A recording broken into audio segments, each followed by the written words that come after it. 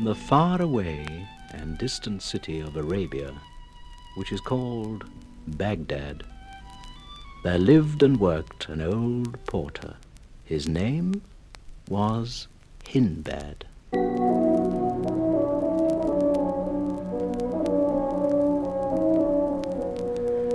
One hot day, old Sinbad labored hard beneath his heavy load until he could carry it no farther.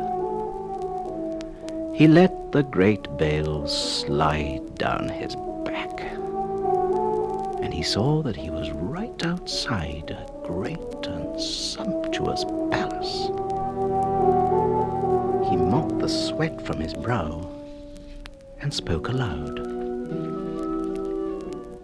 Oh, who can it be who lives in this fine palace? And what manner of man is this who lives here in such great splendor? Oh, and what a difference between him and me. No sooner had he spoken these words than one of the house servants who stood guard at the gate ran into the palace and told his master all he had heard.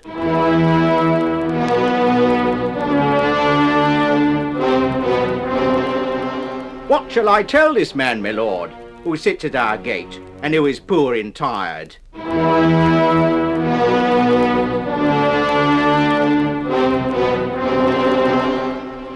Tell him what you tell all poor men.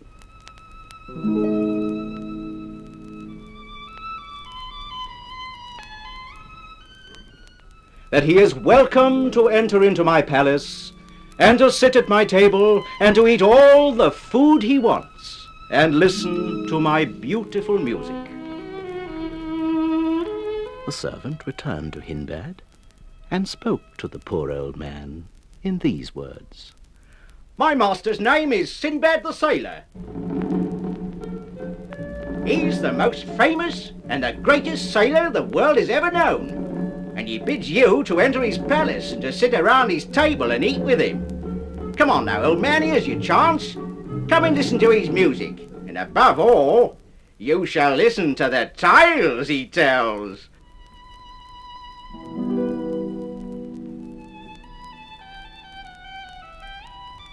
Sinbad was so astonished as he sat in the great dining hall, surrounded by many people, that he was tongue-tied.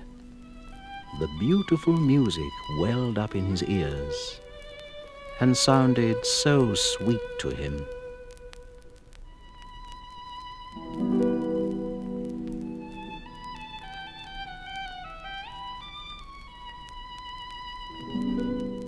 And then he ate a large meal and drank a small glass of wine. After everybody was refreshed, a page boy appeared and climbed onto a silver stage where he played upon a harp.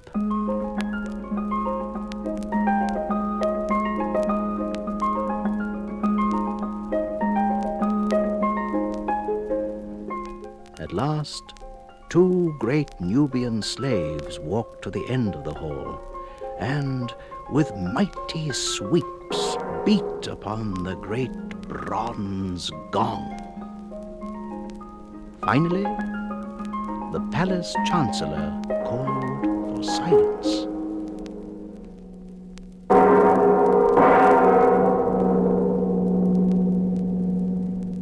Pray silence for the most illustrious, the most famous, and the greatest sailor the world has ever known, Sinbad!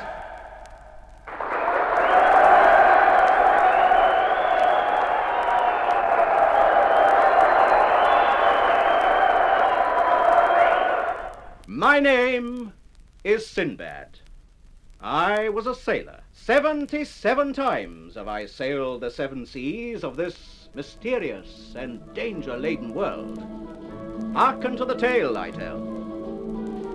The 21st voyage I made was started in the good ship Abu al-Budur. We left the port of Ain at headed for the Indies. The third day out to sea, we struck a whale.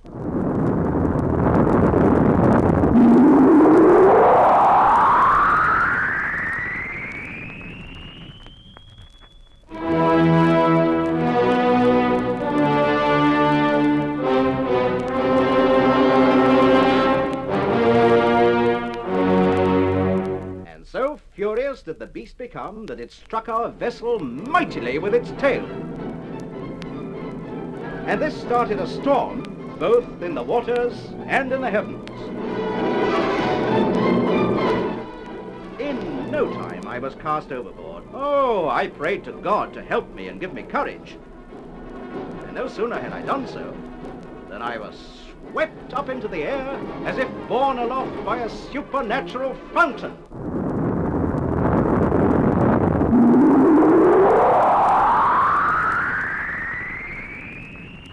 At last, the whale lowered its spout very gently.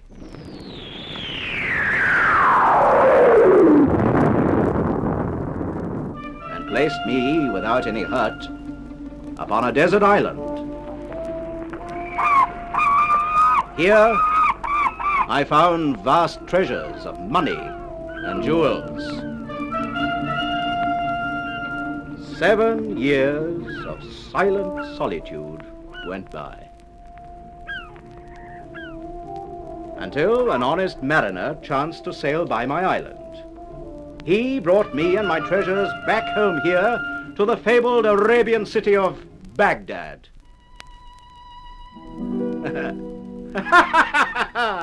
Is it not a wonderful story? Eat, eat again, and more, my friends. And I shall tell you the story of my 44th voyage upon the 7 seas, into the cave of Serendib.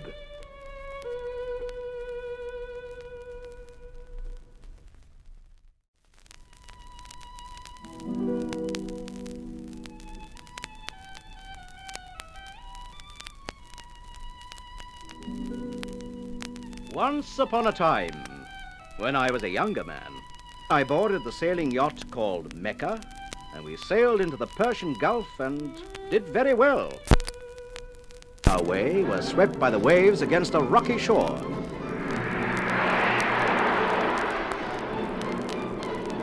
And our vessel was destroyed.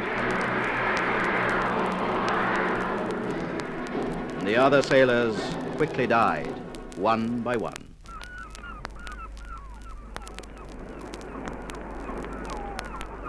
But I, who am blessed by Allah, lived on. And finally, all alone, I wandered off into the bleak mountains to try my fortune once again. After years of walking, I came across a great mountain made of gold and crystal. And in its walls, a great cave opened, through the bed of which ran a blue river. Why should I not try my fortune once again, I thought. And so I built myself a raft, and I loaded it as heavily as I dared with big slabs of the golden crystal. The current swept my raft along, and soon I found myself in total darkness. The silence, indeed, was the most terrible of all. Do you understand me? No? Well, listen, one and all, and hear the terrible sound of silence.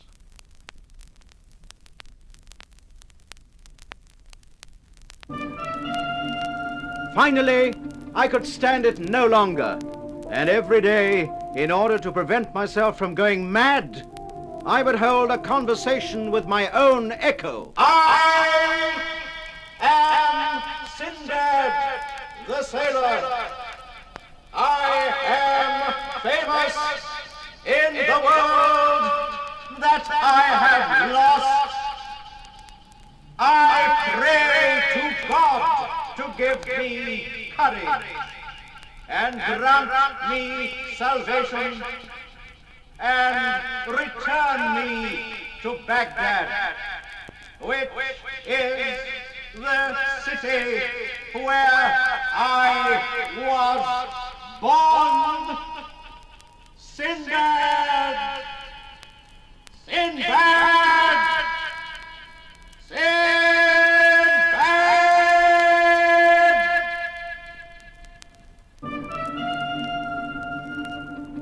My prayers were at last answered.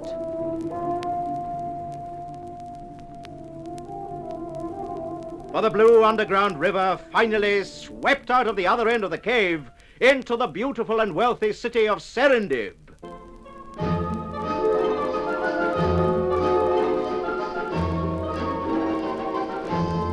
Where the paving stones of the streets are made of beaten silver. The Caliph called me to his castle and stated that no man except me had ever been known to emerge alive from that fantastical cave of Serendib. He gave me medals for my courage and allowed me to keep my gold and pile other vast treasures upon me, with an especial gift for the Sultan of our own city, Harun al-Rashid.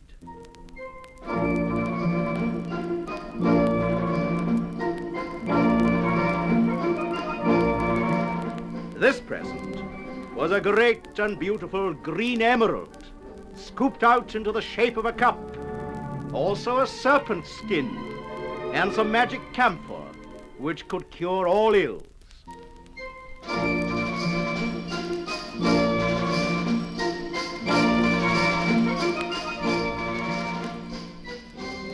When I gave these gifts to our princely potentate, Harun al-Rashid, he gave me more medals and further treasures. So that, as you can see, all you poor men who eat at my table, every one of the 77 voyages I have made upon the 7 seas has made me richer and richer. Now, these are but 2 of my 77 famous voyages.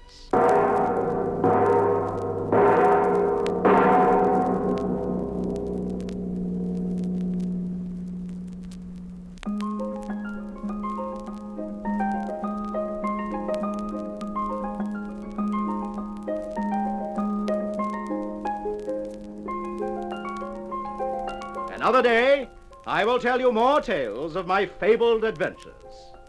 For I do not want any man to think that it is easy to sail the seas, or that I have lived my life without danger and hardship and privation. So eat, my good men, of all the good things upon this table, and drink this good wine, and listen to the sweet sounds of music.